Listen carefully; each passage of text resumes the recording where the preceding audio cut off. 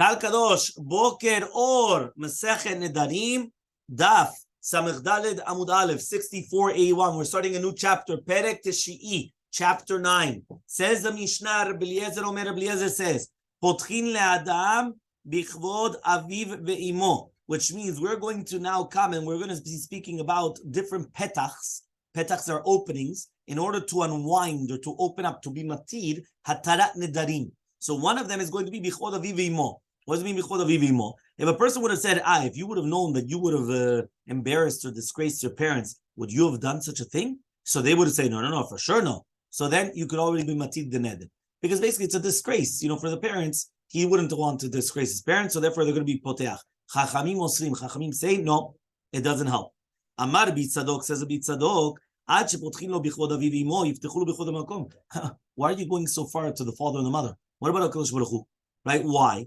Because just like you're opening up because of the father and the mother, what about HaKadosh Baruch Hu? If you would have said that, if you would have known that you're being mizalzel in HaKadosh Baruch Hu when you come and you make this neder, would you have made such a neder? So he says, in Ken, if so, en nedarim. So then there's no such thing as any type of neder then. Right? Because even Rabbi Eliezer comes and he's modeh, that you shouldn't open up with such a thing. Fine. Modim chachamim Rabbi Eliezer, but davar, right? But however, though the rabbis come and they agree to Rabbi Eliezer to do with something which is benolav and aviv imo, there you do, which means if you went and you did something against your parents, right? We do open it up because of your parents. Meaning, if you would have just made a neder stam, and now we're going to try to open it up because of the kavod of your parents, right? There we don't do that. Why? Or again, it's machloket. Chachamim, Rabbi Eliezer says yes, and Chachamim say no. But the machloket is because do we actually open it up? Because what about kvod makom? But for sure, according to everybody. But if it was mamash the kvod of the parents, meaning he went and he said he doesn't want his father or mother to benefit from him forever. There we do come, and because of the kvod of the rimo, we do open up a petach. Okay. The Odamar Rabbi Eliezer also says Rabbi Eliezer, potchin benolad. Right, what does that mean? You're going to make a petach with nolad. Nolad means something which is not matsuyu shchiach. Okay? And it only happened after the neder. Nolad is something like which was born. Which is like, it's like new circumstances that came up. Chachamim osrim. Chachamim say no. Also, this doesn't help. Okay? Next, keitzad. What's the case exactly? Amar kuna shani ne'ene lishploni. Right? Well, imagine a person comes and says, I don't want to benefit from this person. Right? V'na'asa sofer. All of a sudden he became a tamid chacham, and everybody needs him. So everybody needs him. Yeah? Or sheyam asi et beno. Right? Ve'amar ilu hayiti yodea shu na'asa sofer sheyam asi et beno bekarov v'hayiti neder. Or he's getting his daughter married, right? Or his son married. Here it's literally the son married, and now he wants to participate in the wedding. What? There's a wedding in the city and you're not going? It's not like Miami that you could have 20 million weddings. You don't even know there's a wedding. We're talking about in certain places, everybody knows that there's a wedding. So all of a sudden, what? You're not going to be invited to the wedding. How could it be? Everybody would know, right? Everyone would know about it. So now you want to go to the wedding. Now you were mudarana. So he says, if you would have known that he became a tamid chacham or that he was going to get his son married, you wouldn't have made a neder. So therefore, that would have been okay. Another example. Imagine a person comes and he says that he doesn't want to go into this house, and then became a Bet Knesset. Right? They bought it. Right, over here in Abbott, and then it became a Bet Knesset. And you just made a neder, right, that you don't want to come into it, and all of a sudden it became a Bet Knesset. So Amar, if you would have been known that it was a Bet Knesset, you would have made a neder. So in all these cases, Rabbi Eliezer permits, because again, Rabbi Eliezer is the one that's permitting this entire concept of nolad. Chachamim osrim. Right, we brought down the examples, but then we just went again and reiterated. Says the Gemara, okay? My en nedarim. What does it mean now that there's no nedarim? Right? What does it mean? Because we just said, Imken en nedarim. The nedarim don't even start. So what does it mean there's no nedarim? So Amar Abaye says, Imken, if so, en nedarim tarin afeh. You can never be matira neder. Right? So by the way, here in the footnote, it does bring down that there's a concept also called charata. And charata of nolad does help according to everybody. Hakol modim shecharata gmurahi. Right, so there's a whole thing. I mean, it's not that simple, meaning all these different things. But he says over here, my en nedarim. I'm going to buy in Ken. If so, en nedarim nitarin yafeh, which means that we're going to suspect that if a person will not come and make a neder, if he would have known that it's going to be mizazel b'chod makom, so lo yayiz panav, he would never come in front of a rabbi then. Right? He's going to say that if he would have known, he would have been mizazel. Why? Because nobody's going to do such a thing. So because of that, even Rabbi Eliezer is modeh she'en potchim b'chod makom. Okay. Samech Daled Amud Bet 64b. The Rava comes and he says, in Ken, right? En nedarim nushalim lichacham. Right, we're going to suspect that nobody's going to come to ask a neder from a chacham because each one is going to be matirat zebat small. Right? Why? He's just going to say, listen, I didn't realize that Hashem wouldn't have been happy in such a thing, so therefore that's it. You understand? So he comes and he says, Tanan, so we learned in the Mishnah, so everybody agrees that it has to do with him and his parents. We do come and we open it up in order for the kavod of the parents. Meaning, if it had to do with something between him and his parents, mamash, means he made a neder. He doesn't want his father or mother to benefit from it. So there, for sure, we're going to come, we're going to open it up. Okay? So it says, let's go according to Abai that he says, says one thing, if you're going to tell me that the entire concept is that a person is not going to come and be matir the neder, so he comes and he says, since he was already chatzuf at the beginning to prohibit his parents from hana, so he's also chatzuf to be meiz panav in front of the chacham and to say that it was a neder, even though he knew he was obligated in their parnasar or whatever it is.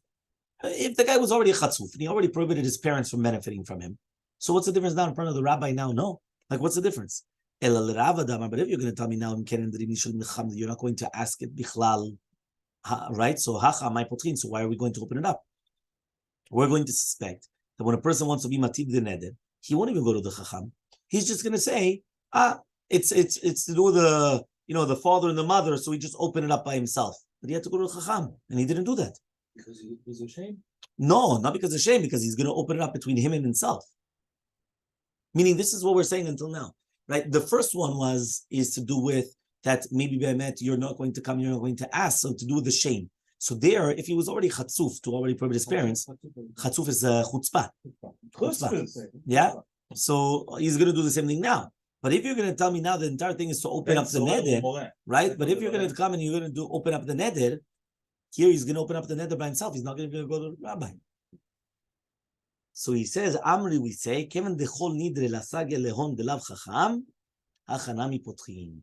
Since any other type of a neder, you always need a rabbi to do it, so nobody would open it up even for his own parents. They would also go to the rabbi, meaning that they know that the key is with the rabbi. So it could be that there might be one case that maybe they don't need the rabbi because they uprooted even with, but they know that the rabbi always does a Torah Nedarim, so they're not going to come and they're going to do it on their own, thinking, you know what, I could do it on my own. They always go to the rabbi, and therefore there's not going to be a problem. Okay? Because basically we all, they already know. The rabbi knows how to do it properly. They know. Yeah, 100%. Okay? 2 dots. So we said like this. We said, so the other machloke was between Rabbi Eliezer and Chachamim. Do we open up with nolad or not?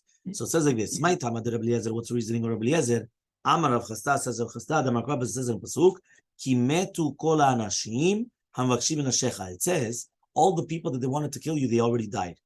Ve'hamita noladu. He says, one second, mita is nolad, right? What does that mean? HaKadosh Baruch Hu was matir, the Shavua of Moshe Rabbeinu, right? Through a petach that is Soneim died, right? Everyone understood what happened? One more time. Moshe Rabbeinu ran away from Midian after the 2 Jews went and they malshim, they snitched on him. Okay, so now what happened? What happened is that he went and he said, I'm not going to leave Midian without permission of his father-in-law.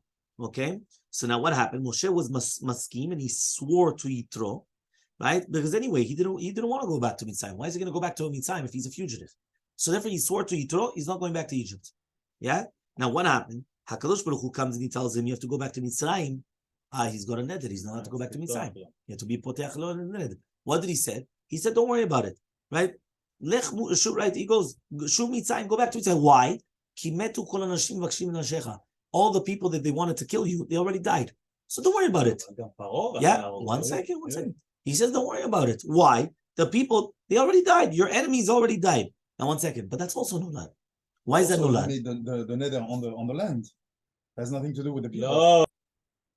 He comes and he says, Amar Rav Chasta and Damarkav, as the pasuk says, Ki metu kol anashim v'mitah denoladu. Says 1 second. Mitah is nolad, which means the mitah is considered nolad. V'mitkan shepotchin benolad. And from here, we're going to open up with nolad. Okay? So he says, V'Rabbanan. So then everyone understood that means HaKadosh Baruch Hu had to open up with the nolad by saying that the people that were after you, they died. But that's also nolad. So Rabbanam, so what's the reasoning of the rabbis then? Because according to the rabbis, nolad doesn't help. So he says, Kasavre, they hold, Hanau mimaite. He says what? Right? Did they actually die? He says, V'amar Rabbi Yochanan Mishum Mishum Yochai, Kol Makom Shneimar Nitzim Nitzavim, and al Datam Aviram. Right? They're still alive. Right? So that's whenever it says the word Nitzim or Nitzavim, whatever it was, right? They're always these people. They're always making the problems. Moshe Rabbeinu always had an eyesore. You know what an eyesore is? He always had people that were causing him problems. At the end, they were swallowed up alive. But for the years, he had eyesores. Ela Amar Reshakish, where Rather Reshakish says, they became poor. So since they became poor, they couldn't do anything. They couldn't do it. They couldn't do anything to Moshe. Meaning, right? So it's not exactly. They don't have koach. But what does that mean? People are only influential because of their money. If you take away their money, they're not influential anymore. So if they could say whatever they want, it's not going to damage Moshe Rabbeinu anymore. Right? To the point that it's canceled, that it's a nolad and it cancels the... Yeah, that's what we're saying. So no, but it's not a proof of nolad, because he comes and he says, really, Be'emet, they were actually alive. Okay, they were actually alive. That's what we're saying. The kavanat of the pasuk is that since Arani is chashuv kemet, so therefore ki'ilu they're aniyim, so therefore they don't have hashpah on paro, and therefore they can't damage Moshe Rabbeinu. So therefore there's no. So he wants to say that that aniyut in itself is also nolad. Right, that's what he wants to say. But they actually want to say that aniyut is actually something which is common. That's what the Rishonim say. Aniyut is something common, and therefore it's not considered nolad. So they love it. Bennett soon all give him one name. So Amar Rabbi Yehoshua ben Levi, says Rabbi Yehoshua ben Levi, Kol Adam she'en lo banim chashuv kemet. Are you listening?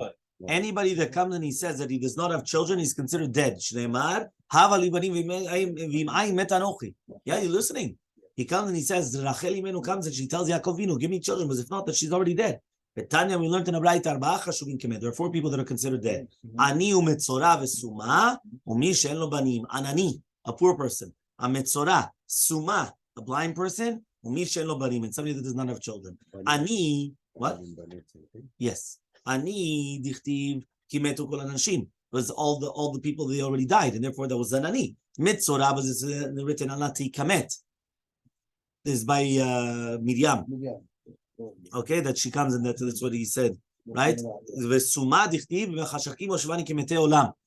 is a pasuk in Hechal, that in the darkness it's like the kemete olam. Mishelo banim is by Rachel Imenu. Dichtiv havali banim v'im ayin meta anochi. We continue with Zat Hashem tomorrow. Have a wonderful day.